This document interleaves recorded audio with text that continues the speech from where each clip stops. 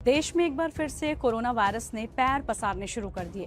पहले आंध्र प्रदेश और अब मुंबई से आ रहे मामलों ने चिंता और बढ़ा दी है। आम लोगों से लेकर सेलिब्रिटीज तक इसकी चपेट में आ रहे हैं। क्या हमें फिर से वही मास्क, वही डर और वही लॉकडाउन वाले दिन देखने पड़ेंगे? कोरोना का खतरा एक बार फिर मंडराने लगा है और इसी के साथ स्वास्थ्य विभाग की चिंताएं भी बढ़ गई हैं। कोरोना के मामले एक बार फिर तेजी से बढ़ते हुए देखने को मिल रहे हैं। अगर आप गोदी मीडिया देखते हैं अभी भी, तो अब तक तो आपको पता चल ही गया होगा कि कोरोना दोबारा से आ गया है।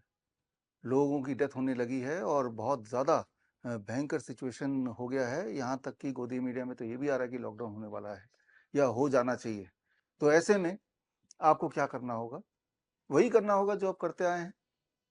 एक तो घर में दुबक के बैठ जाइए, मास्क भी लगा लीजिए 1, 2, 3 जैसा पहले लगाया था। और फिर 2 डोज़ तो खुराक आपने लिए हैं, उसके बावजूद भी अगर आप ज़िंदा हैं, जो कि हैं तभी आप ये वीडियो देख रहे हैं, तो तीसरा जो बूस्टर डोज़ लेना रह गया था, उसे भी ले लीजिए। और उससे भी बात ना बने तो वो ताली बजाना जिसकी प्रैक्टिस हमने पहले की थी, याद कीजिए 2020 में, तो वो वाली प्रैक्टिस भी दोबारा शुरू कर सकते हैं। तो आपके पास करने को बहुत कुछ है और ये सारा कुछ की प्रैक्टिस आप भरपूर कर चुके हैं। तो ऐसे में घबराने की कोई बात नहीं है, ये आपको पता है। लेकिन अगर आप गोदी मीडिया के यूट्यूब चैनल्स में जाके देखेंगे यही वाली खबर, तो उसके कमेंट बॉक्स में जाके देखेंगे तो आपको सच्चाई पता चली जाएगी। कमेंट बॉक्स पढ़ेंगे तो आपको पता चल जाएगा 100% लोग, लगभग 100% लोगों को पता चल चुका है कि ये गोदी मीडिया है, प्रोपेगेंडा मीडिया है। ये सिर्फ और सिर्फ असली मुद्दों से ध्यान भटकाने का काम करती है और ये उनकी एक चाल है और कुछ नहीं है। कई लोग ये तर्क देते आए हैं, हालांकि मैं कई बार क्लियर करता आया हूं अपने बुक्स के माध्यम से, प्रेस कॉन्फ्रेंस के माध्यम से या इस प्रकार के वीडियो के माध्यम से कि अगर वो कोविड नहीं था तो इतने लोग मरे कैसे। बार बार मैं बताता आया हूं, मरे वो जो हॉस्पिटल गए। याद कीजिए, हॉस्पिटल जो गए वो मरे, क्योंकि हॉस्पिटल में सारा बंदोबस्त कर दिया गया था। वेंटिलेटर था, रेमडेसिविर था, लेपिनोविर था, रेटनोविर था। ये ऐसी दवाइयां हैं जिनसे एक अच्छा खासा इंसान या तो मर जाएगा या मरने जैसा हो ही जाएगा। और वही हुआ। और जब भांडा फूटने लगा कि रेमडेसिविर से मौतें हो रही हैं, तो रेमडेसिविर को भी बैन कर दिया, जो पहले से भी वैसे भी काफी देशों में बैन था। तो गौर से सोचिए, वो एक माहौल इस गोदी मीडिया ने बनाया जिसकी बातों में आप आ गए। लेकिन आज गोदी मीडिया की बातों में कोई नहीं आने वाला। सबूत ये है कि आप, जैसे मैंने बताया, उनके यूट्यूब चैनल में जाके यही वाले न्यूज़ के कमेंट में देखेंगे। हो सकता है आप में से कई लोगों ने भी कमेंट किया हो, तो लोग हंस रहे हैं, मजाक उड़ा रहे हैं। और लोगों को पता है कि ये एक तरीका है कि जब भी देश में कोई मुद्दा आता है तो उस मुद्दे को कवर अप करने के लिए दोबारा से या तो कोविड ले आते हैं, या अभी इलेक्शन से पहले आपने देखा निपा आ गया था, या उससे पहले आपने देखा HMPV आ गया था। तो कुछ ना कुछ आता जाता रहता ही है। तो असली में मुद्दा ये होना चाहिए, याद कीजिए, जब आपने कोविड के 2 वैक्सीन लगाए, उससे पहले से ही मैंने आपको बताया था, 2020 की बात मैं कर रहा हूँ, कि ये वैक्सीन आएगा, ये आपके शरीर में एक जहर की तरह काम करेगा। इससे कार्डियक अरेस्ट, हार्ट अटैक तो होंगे ही, और कई सारी और बीमारियां भी कई गुना बढ़ जाएंगे। और जो आज आप झेल ही रहे हैं, अब आपके बॉडी में एक पॉइजन है जो कि फैल चुका है कोविड वैक्सीन के बहाने से। तो वैसे ही एक मुद्दा उतना बड़ा भी नहीं है। तब तो बात थी आपके जान और माल की, जिसको लेके ढो ही रहे हैं। कोविड वैक्सीन का नुकसान आपके शरीर में हो ही रहा है। जैसा आपको पता है, मैंने पहले भी बताया था, मेरी किताब वैक्सीनेटेड टू डेथ, जिसमें 3,500 रिसर्च पेपर ये बार बार साबित करते हैं कि वो कोविड वैक्सीन का ही कमाल है कि chronic kidney disease, cancer, heart disease, diabetes या फाइब्रोमाइल्जिया, पूरे बॉडी में दर्द रहना, अचानक कोई बेहोश हो जाना या मर जाना, ये सारी चीज़ों का श्रेय सिर्फ और सिर्फ कोविड वैक्सीन को ही जाता है। तो वो पॉइजन आपको बताया गया कि आपके लिए बड़ा अच्छा है और वो आप लीजिए। आपने बिना किसी शक के उसको अपनाया और आज उसे भुगत रहे हैं। तो वैसे ही एक माहौल अभी बन रहा है। यहाँ मैं बात कर रहा हूँ इथेनॉल की, E20 पेट्रोल की बात कर रहा हूँ। आप अपने आसपास देख ही रहे हैं, जिनके पास पेट्रोल की गाड़ियाँ हैं या बाइक्स हैं, उन या तो बाइक खराब हो जा रही है या फिर वो उसकी एवरेज कम हो रही है।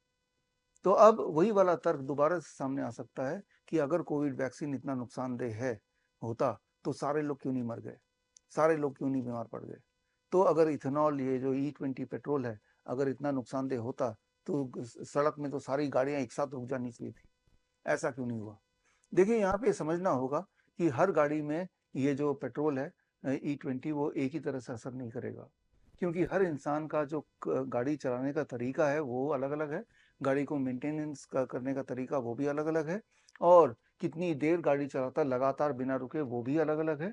तो कई सारे और फैक्टर्स भी हैं, साथ में उसने सर्विसिंग कब कराई, गाड़ी का मेक मॉडल क्या है, there are so many variations, so many factors, जिस पे निर्भर है कि कब कितना कौन सा असर करेगा। लगातार गाड़ी चलाएंगे, तेजी से अगर एक्सीलेटर देंगे तो मोस्ट लाइकली उनके चांसेस हैं कि उनका इंजन में असर पड़ेगा, उनका फ्यूल टैंक में असर पड़ेगा, वहाँ पे ब्रेकडाउन होने की संभावना ज़्यादा है। जैसे आपने कोविड के दौरान देखा था, कोविड वैक्सीन जब लगाया, या अभी भी आप देख रहे हैं कि अधिकतर जब कोई एक्सट्रीम इमोशंस होते हैं या एक्सट्रीम फिजिकल कोई एक्टिविटी होती है, चाहे वो जिम में जाके एक्सट्रीम फिजिकल एक्टिविटी, तब वो एकदम से फेलियर, हार्ट फेलियर होता है या कार्डियक अरेस्ट होता है, या फिर एक्सट्रीम इमोशन मतलब कि जब कोई शादी रचा रहा है, तो ऐसे आपने मामले देखे और शादी रचाते हुए ही उसकी डेथ हो गई।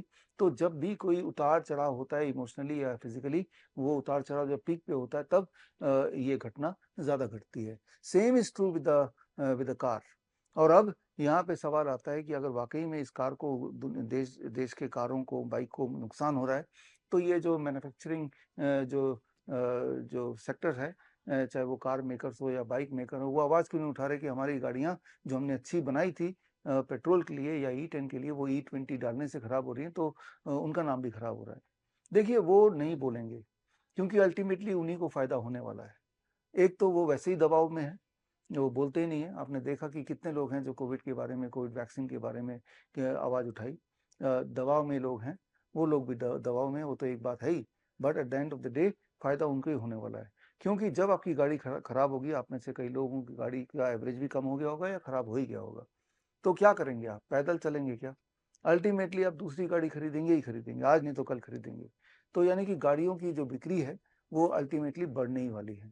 तो उनको फ़र्क नहीं पड़ता, उनको सिर्फ वेट कर रहे हैं कि जैसे-जैसे जिनकी गाड़ी खराब होगी, आपको तो पता ही है, ये हमारे बेसिक कमोडिटी है, जिसके बिना हमारा दिनचर्या, हमारा लाइफ़स्टाइल वहीं के वहीं रुक जाएगी, चलेगी ही नहीं। इसलिए आज नहीं तो कल गाड़ी खराब होने के बावजूद भी, और अगली गाड़ी जो खरीदेंगे उसमें भी खतरा मंडराएगा कि दोबारा से यही वाला पेट्रोल डालेंगे, तो दोबारा से खतरा होगा। जिस तरह से आपको पता ही है कि आपने कोविड वैक्सीन का पहला डोज़ लगाया और उसके बाद थोड़ा बहुत खतरा का एहसास हुआ, फिर भी दूसरा लगाया। और मैं जानता हूँ, ये जो गोदी मीडिया है, ये बार-बार अगर आपके टीवी स्क्रीन पे चला दे और आप भी तसल्ली से गोदी मीडिया देख ही रहे हैं, तो आपके दिमाग में प्रभाव पड़ेगा। In spite of the fact, earlier truth, जो आप सही रहे हैं कि कोविड वैक्सीन के लगाने के बाद जो हालत हुई है, तब भी आप मोस्ट लाइकली तीसरा डोज़ भी लगाने की सोच ही लेंगे। ये माहौल ही ऐसा है, ये दिमाग ही ऐसे काम करता है। हमारा दिमाग ठप हो चुका है। जब हमने अपने शरीर में जब पॉइज़न दिया कोविड वैक्सीन के नाम पे, तब जब आवाज़ नहीं उठाई, तो अब तो गाड़ी में अगर पॉइज़न डालेगा, तो कोई तो आवाज़ हम क्यों उठाएँगे? तो मैं तो कोई उम्मीद नहीं कर रहा हूँ कि कोई आवाज़ उठाएगा, उठाने की ज़रूरत भी नहीं है, और क्योंकि सहने की आदत हो ही चुकी है। ताली बजाइए, थाली बजाइए, शायद आपकी गाड़ी थोड़ी ठीक चल जाए।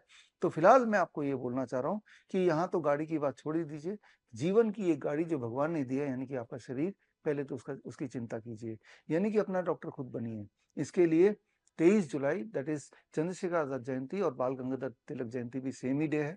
इस दिन हम एक कार्यक्रम कर रहे हैं, और इस कार्यक्रम में जुड़िए। ये 11 बजे होगा, कोरोनाकाल.tv के में लाइव होगा।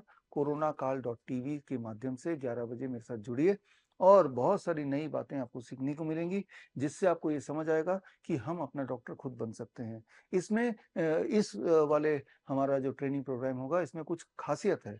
We are talking about the 100% cure, 100% cure की बात कर रहे हैं। क्या 100% क्योर जेनेटिक डिजीज़ हो सकती है?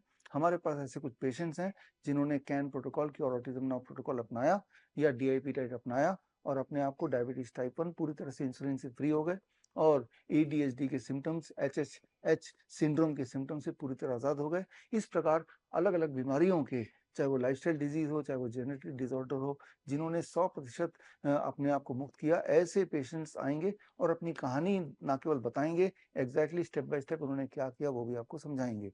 तो मुझे ये लगता है कि उनकी कहानियाँ जब आप सुनेंगे, तो आपको ये भी पता चलेगा कि आपको क्या करना है।